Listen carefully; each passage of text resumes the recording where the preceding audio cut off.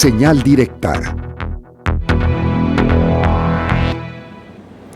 Y en el tema de las desapariciones, le hemos mencionado desde arrancado este informativo, se impuso lamentablemente un récord de desapariciones y tan solo en la última semana se publicaron 78 cédulas de búsqueda, aunado a 3 manifestaciones que se registraron tan solo este domingo, en las cuales las familias piden el regreso de sus 7 desaparecidos. En al menos 2 de estos casos se presume que se trató de una desaparición o de desapariciones porque las víctimas no se dieron a pagar derecho de piso. Yo agradezco el que nos acompañe en este momento vía Zoom la maestra Denise Ayala, investigadora de la Universidad de Guadalajara y secretaria técnica del Comité Universitario en materia de personas desaparecidas. Bienvenida.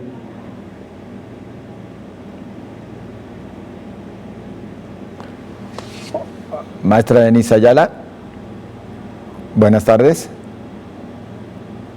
Pareciera que el tema de la tecnología no está permitiendo que tengamos buen contacto con la maestra Denise Ayala, así que buscaremos que se resuelva la situación y para abundar justamente en esta materia ya en unos momentos más.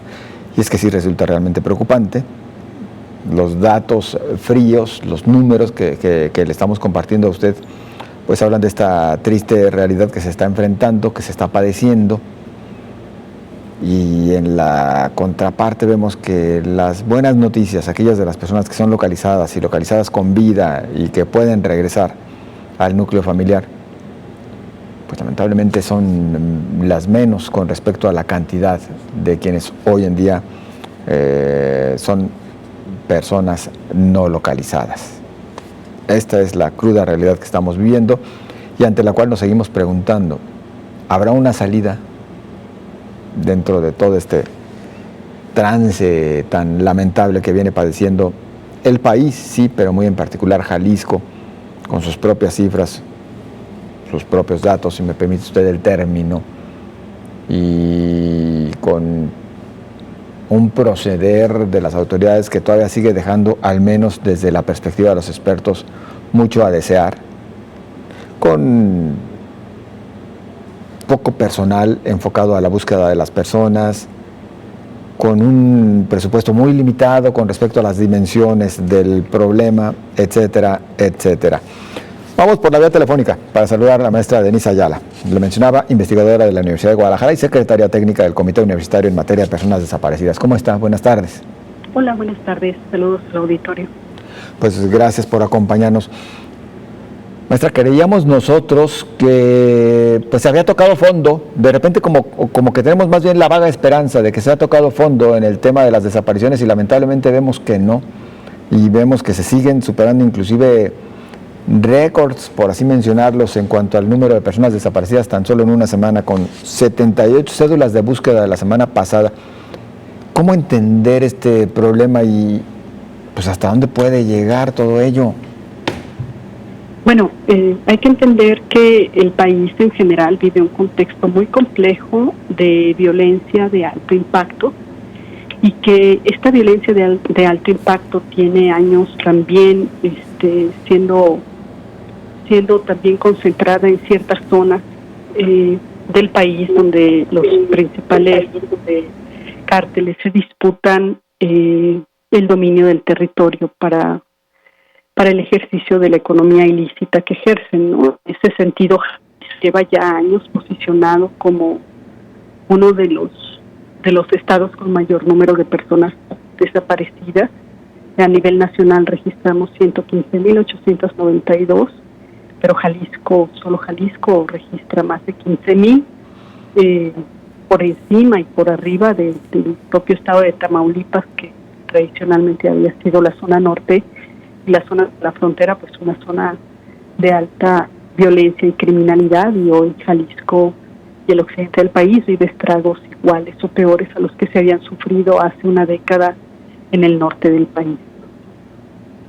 Sí, lamentablemente estamos viviendo eso, una situación todavía peor que las que hemos enfrentado incluso en otras regiones de la nación. ¿Dónde se encuentra la salida? Cuando sobre todo vemos que ahora las causales de estas desapariciones pues son tan variadas, ¿no? Porque los habrá por aquello de que Nos dicen luego, y sabemos que las cifras son inciertas, pues algunos son reclutados por la fuerza para que trabajen, ya sea en laboratorios, en otras áreas para el crimen organizado, otros para ser sicarios, pero también contra su voluntad. Pero pues ahora nos empezamos a encontrar casos en los que al parecer sí se está llegando a la exigencia del pago de derecho de piso y también por ese motivo son desaparecidos, maestra.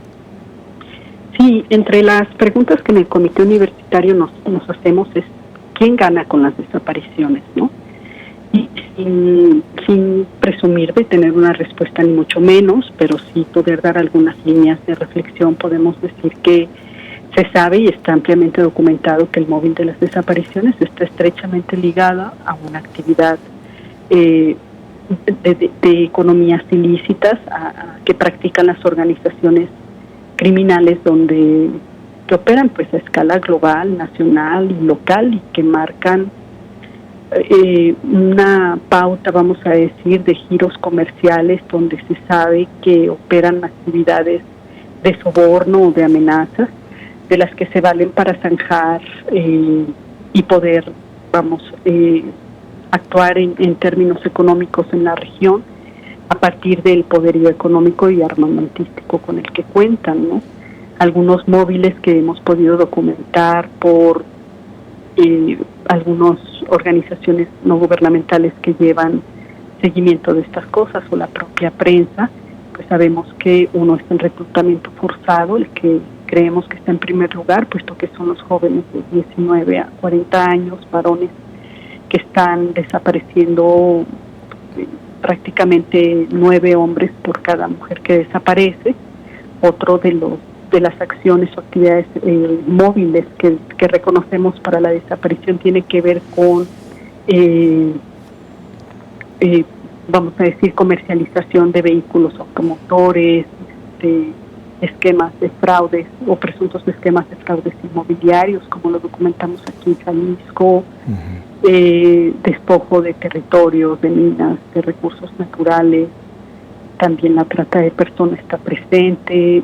Se presumiría que por el alto grado de transacciones que ellos tienen capacidad de hacer, pues también existe detrás de esto actividades de lavado de dinero, extorsión, desde luego, en los municipios o en gran parte de los municipios. Entonces, bueno, pues esto lo que hace es perfilar de manera heterogénea el grupo de personas que pueden desaparecer en nuestra entidad y en el país en general.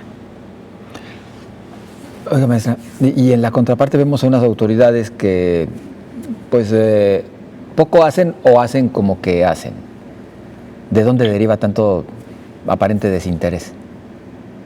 Bueno, yo creo que hay una evasiva a la responsabilidad del Estado que, bueno, a nivel federal y local, pues han primero negado la gravedad del problema, y un problema que no se reconoce, pues, difícilmente va a ser atendido a partir de una estrategia, a partir de la movilización de la inteligencia, de seguridad, etcétera.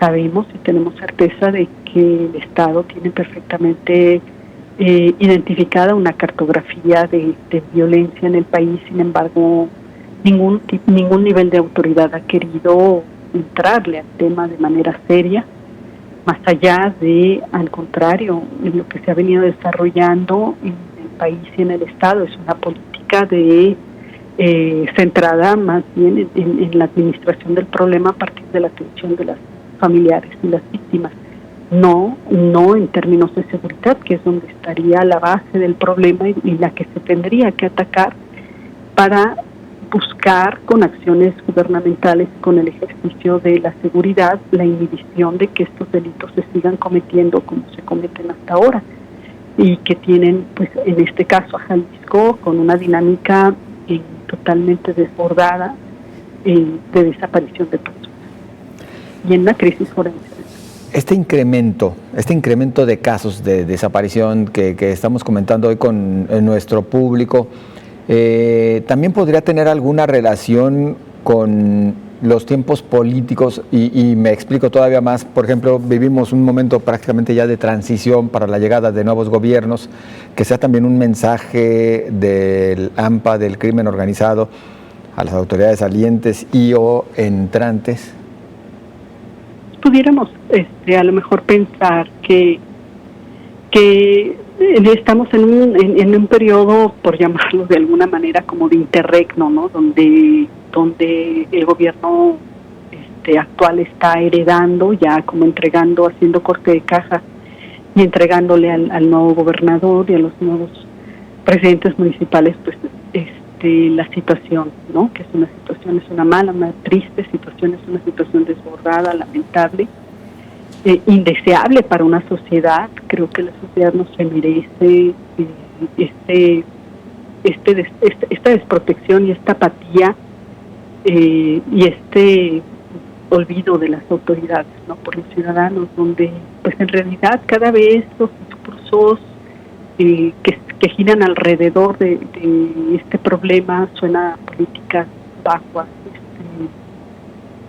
vacías, retóricas también, y sobre todo también y por ocasiones con tintes triunfalistas, cuando pues no, la tarea está muy mal hecha. Creemos que el abandono en este tema de seguridad, de desaparición de personas, de fosas clandestinas, de crisis forense, ha sido una triste y pésima gestión, y que pues lo que es peor, ¿no? El discurso del gobierno entrante habla de hacer diagnósticos cuando se supone que esos diagnósticos y ese estado de la cuestión está perfectamente claro, y lo que se está queriendo o lo que se espera de parte de las víctimas y de las familias y de la sociedad en general son respuestas y propuestas concretas para mejorar el estado de las cosas. Si los gobernantes entrantes, en todos los niveles, se acercaran a los expertos, ¿qué es lo que tendría que surgir como consejo, como primera recomendación, justo para abonar a que sí cambie la situación en torno a las desapariciones? Bueno, sería deseable que hubiera una política de escucha en primer término a los afectados. Creo que un Estado que no escucha a los afectados en las situaciones es un Estado que no tiene voluntad de cambiar las cosas.